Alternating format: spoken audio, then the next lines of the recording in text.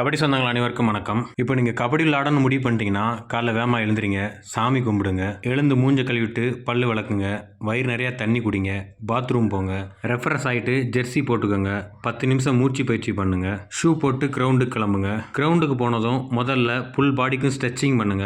முதல்ல கழுத்துக்கு பண்ணுங்க. அடுத்து உங்கள் ஐபாலை நல்லா உருட்டுங்க 2 சைடும். அடுத்து 2 கைக்கும் நல்லா பொறுமையாக ஸ்ட்ரெச்சிங் பண்ணுங்க. அடுத்து ஷோல்டருக்கு நல்லா ஸ்ட்ரெச்சிங் பண்ணுங்க. அடுத்து உங்கள் ஹிப்புக்கு நல்லா ஸ்ட்ரெச்சிங் பண்ணுங்க. ஹிப்புக்கு முடிச்ச பின்னாடி அடுத்து உங்கள் லெக்குக்கு நல்லா ஸ்ட்ரெச்சிங் பண்ணுங்க. அடுத்து உங்கள் ஆங்கிளுக்கு நல்லா ஸ்ட்ரெச்சிங் பண்ணுங்க. ஒவ்வொரு ஸ்ட்ரெச்சிங்கும் எவ்வளோ பொறுமையாக பண்ணணுமோ அவ்வளோ பொறுமையாக பண்ணுங்கள். ஸ்ட்ரெச்சிங் முடிச்சுட்டு ஸ்லோவாக நடங்க. அடுத்து ஸ்லோவாக ரன்னிங் போங்க. அடுத்து லாங் ஸ்டெப்பில் நல்லா ரன்னிங் போங்க. அடுத்து நல்லா ஸ்பீடாக ரன்னிங் போங்க. ரன்னிங் முடிச்சுட்டு அடுத்து தண்டால் போடுங்க. அடுத்து சிட்டப்ஸ் போடுங்க. சைடு சிட்டப்ஸ் போடுங்க. லஞ்சஸ் போடுங்க. அடுத்து ஜம்ப் பண்ணுங்க.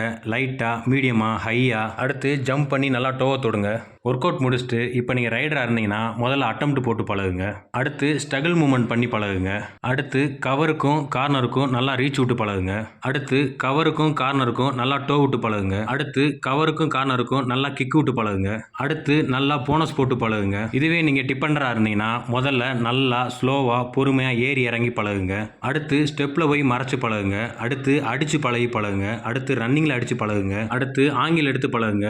மண்டை போட்டு பழகுங்க. கபடி ப்ராக்டிஸ் முடிச்சுட்டு பொறுமையாக உட்காந்து ஃபுல் பாடிக்கும் நல்லா வார்ம் டவுன் பண்ணுங்கள். வார்ம் டவுன் முடிச்சுட்டு நல்லா ரெஸ்ட் எடுங்க. வீட்டுக்கு போய் நல்லா குளிச்சுட்டு நல்லா ஹெல்த்தியான உணவாக சாப்பிடுங்க. சாப்பிட்டு ஃப்ரீ டயத்தில் கபடி வீடியோ பாருங்கள். ஈவினிங் டைம் கிடச்சுன்னா கண்டிப்பாக நீங்கள் ஸ்கில் ப்ராக்டிஸ் பண்ணுங்கள். நான் சொன்னதெல்லாம் 1 மாதம் ஃபாலோ பண்ணுங்கள். அடுத்து நான் வீடியோ போடுறேன்.